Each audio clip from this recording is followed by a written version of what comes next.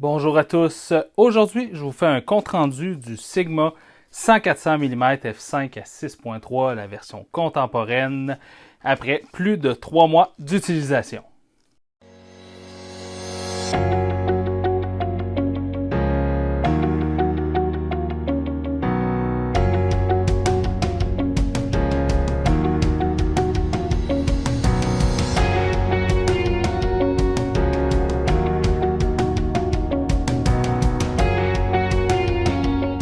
Bonjour à tous, bienvenue dans cette nouvelle capsule vidéo. Avant de débuter, je vous invite à vous abonner et à cliquer sur la petite clochette pour recevoir les notifications lorsque je vais publier des nouvelles vidéos. Donc aujourd'hui, je vous parle du Sigma 100-400 mm, donc ça fait plus de 3 mois que j'ai acheté cet objectif-là et je dois vous dire que je suis agréablement surpris. On va vous regarder plusieurs des caractéristiques de cet objectif-là, mais d'abord, je peux peut-être vous donner un petit spoiler. C'est probablement... Bon, j'ai pas fait des tests poussés avec les autres objectifs de cette même gamme-là, les 150-600 de ce monde, mais je suis pas mal persuadé que c'est le meilleur rapport qualité-prix pour les téléphotos en bas de 2000 $. Donc, si vous avez 1000 à 2000 $ à investir dans une téléphoto, c'est probablement votre meilleur choix. La première caractéristique que j'avais regardée pour faire mon choix avec cet objectif-là, c'était sa légèreté. Donc, il fait 1,1 kg. Donc, c'est un objectif qui est hyper léger. Donc, c'est environ le poids de mon 14-24 f2.8 environ. Beaucoup plus léger que les 150-600, que le 200-500. Le 200-500 fait 2,3 kg. Donc, c'est plus... En fait, c'est moins de la moitié du 200-500 en termes de poids. Donc, c'est très, très, très léger. J'ai photographié des journées entières, des 8 à 10 heures de randonnée avec cet objectif-là sur la courroie, donc sur l'épaule et pas du tout fatigué. C'était un vrai charme. Bon, je m'attendais un peu à ça. Bon, c'est un peu une des raisons. Mais je pensais quand même que, bon, à la longue, on allait se fatiguer. J'allais me fatiguer et tout ça. Finalement, pas du tout. Donc, photographier une journée complète à main levée avec ça, aucun problème. Ensuite, au niveau de la mise au point, cet objectif-là, bon, je ne m'attendais pas à ce que ce soit hyper rapide. Donc, c'est un zoom, c'est un objectif qui est en bas de 1000 $. Bon, c'est sûr que c'est rien comparé à une focale fixe, qui va être beaucoup plus performante, mais je dois dire que je suis agréablement surpris. J'ai pris, quand j'étais à Terre-Neuve, en fait, c'est le téléphoto que j'ai utilisé pratiquement pour tout le voyage que j'ai fait à Terre-Neuve pour mon atelier. Et j'ai photographié des fous de bassin en vol avec le D500. J'ai pas testé la rapidité de l'autofocus avec le D810, mais avec le D500, je faisais des fous de bassin en vol et tout était net. J'avais des conditions de lumière atroces, il y avait beaucoup de brume, pas beaucoup de lumière. Et cet objectif-là, bien travaillé. Donc mes fous de bassin étaient tout était bien net. J'ai fait également des renards qui s'en venaient à la course vers moi, des bébés renards entre autres. Et tout était bien net, le focus bien sur l'œil. Bon, il y a une partie un petit peu du photographe, mais quand même, avec le boîtier, avec le D500, le D500 a un système d'autofocus qui est très, très, très performant, mais avec cet objectif-là, ça fonctionne très, très bien. Bon, il y a certaines situations quand même que ça fonctionne moins bien, notamment lorsqu'on a des forts contrastes. Donc, quand on a un animal, par exemple, qui est dans l'ombre, puis l'arrière-plan est éclairé par la lumière du soleil. Bon, des situations comme ça en pleine forêt, des zones de clair, quand on a du clair-obscur un peu. Au niveau de la précision, il y a un peu plus de difficulté à avoir la mise au point qui est bien dessus. Bon, généralement, ça ne m'a pas causé de problème. J'ai été capable d'aller chercher quand même une belle photo, une belle qualité de photo, mais quand même, j'ai vu qu'il y avait certaines lacunes à ce niveau-là. Le 100-400 Sigma ne vient pas avec un collier trépied, donc Sigma n'a pas jugé bon de faire un emplacement sur l'objectif pour mettre un collier de trépied. Et je dois dire que, bon, au début, pour la photo animalière, aucun problème, parce que cet objectif-là est vraiment destiné à être utilisé à main levée. Pour la photo de paysage, j'aime bien travailler avec un téléphoto pour la photo de paysage, aller chercher des textures, aller chercher des détails et tout ça. Et je m'étais dit que ça allait sûrement pas être un gros problème de devoir fixer l'objectif au boîtier, de mettre le boîtier sur le trépied. Puis finalement, j'ai quand même trouvé ça pas mal handicapant. Parce qu'en fait, quand on est 100 mm, ça c'est la taille de l'objectif, donc c'est quand même pas si mal. Et c'est du moment qu'on va à 400 mm. Donc la moindre petite vibration, si le sol est un peu instable, s'il y a du vent ou peu importe, ben, ça fait en sorte que notre photo sort floue. On a un flou de bouger sur notre photo. Donc, au début, je pensais pas que ça allait me bugger. Puis finalement, j'ai trouvé que c'était très contraignant.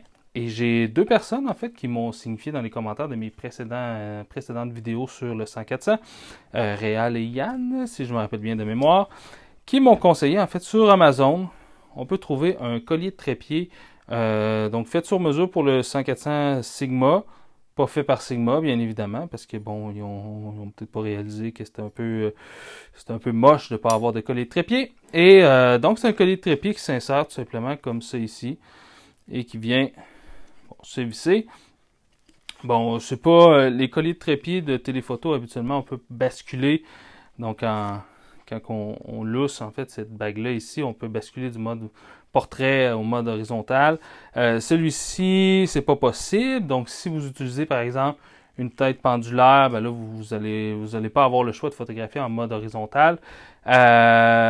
Si vous photographiez sur une tête à rotule, ben à ce moment-là, comme pour du paysage, comme pour moi, j'ai pas trouvé j'ai pas trouvé que c'était si grave que ça, parce qu'en fait, je peux venir le mettre à la verticale comme ça avec la tête à rotule. Bon, c'est pas l'idéal, c'est pas la position la plus stable non plus, mais c'est quand même mieux que rien.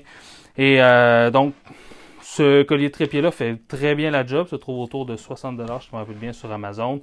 Donc, ça fonctionne très bien. Je comprends juste pas pourquoi Sigma n'a pas pensé. Le Tamron 100-400, un collier de trépied qui est optionnel.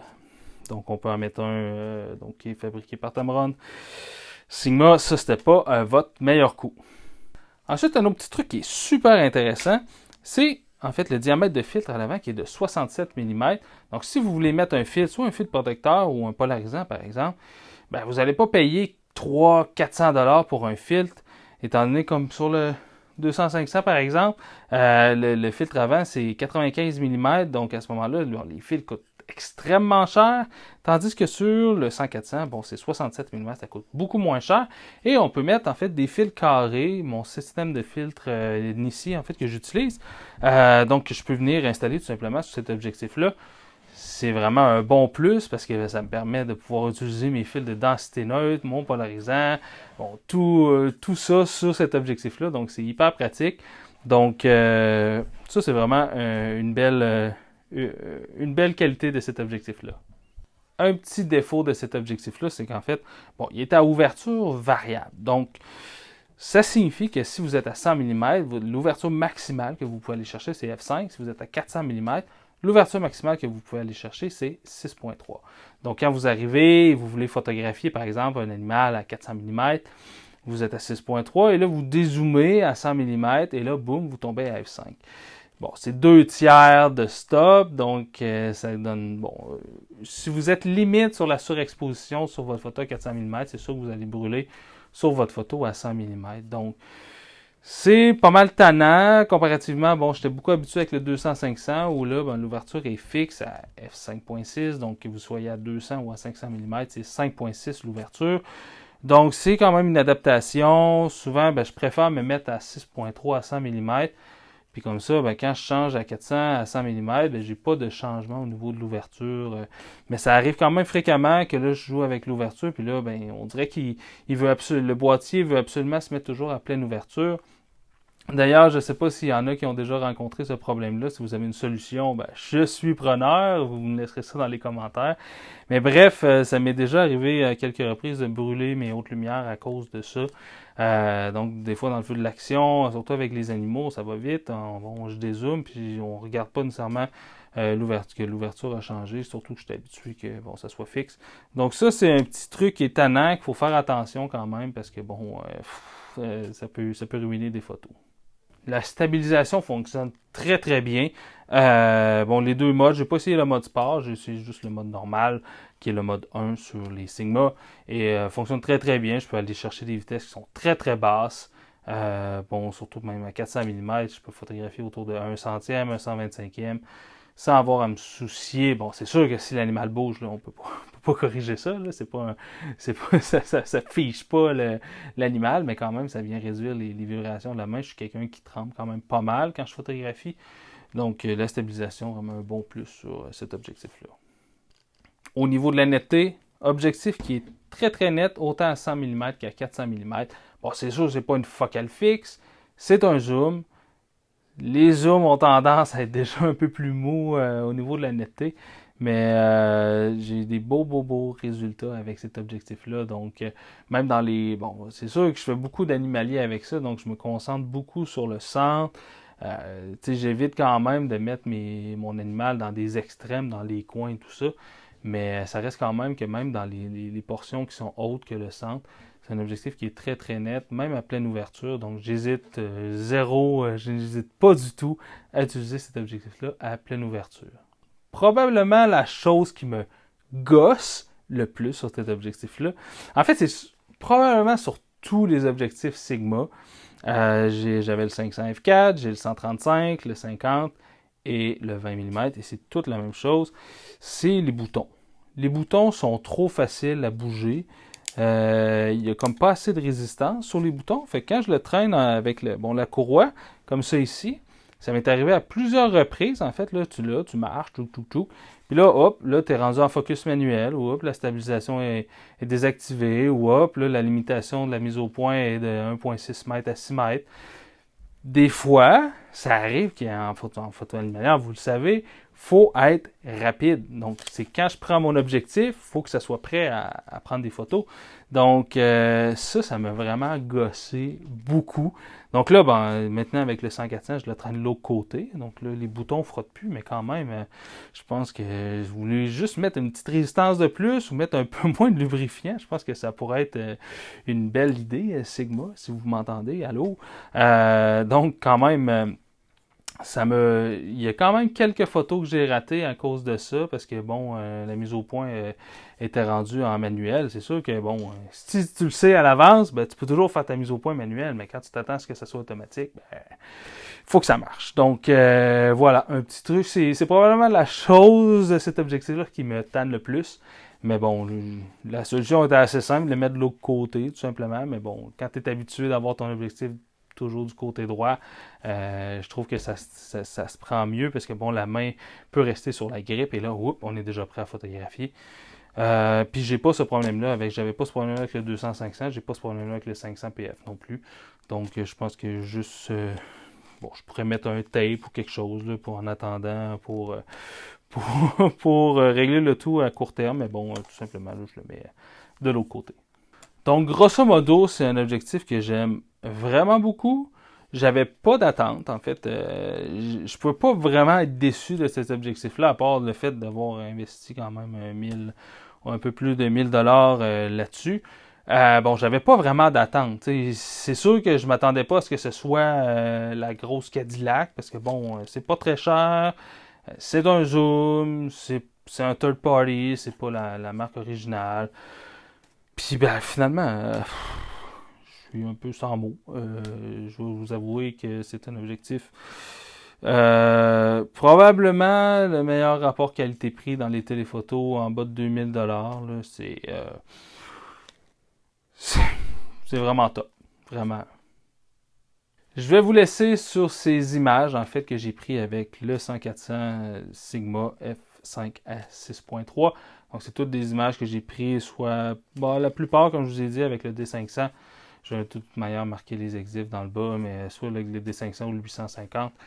C'est un excellent combo avec le D500, avec le 810, pas le 850. Avec le 810, pour faire de la photo d'action, pas vraiment sûr. Faire du statique, ça marche. Mais avec le D500, donc ça donne une belle plage de focale, un équivalent 150 à 600 mm. Donc, c'est vraiment bien. Donc, je vous laisse sur ces photos-là. J'espère que vous avez aimé cette capsule. Si c'est le cas, laissez-moi un petit pouce en l'air, un petit commentaire, partagez avec vos amis. C'est toujours apprécié. Merci beaucoup d'avoir écouté cette capsule. Puis on se dit à la prochaine. Ciao!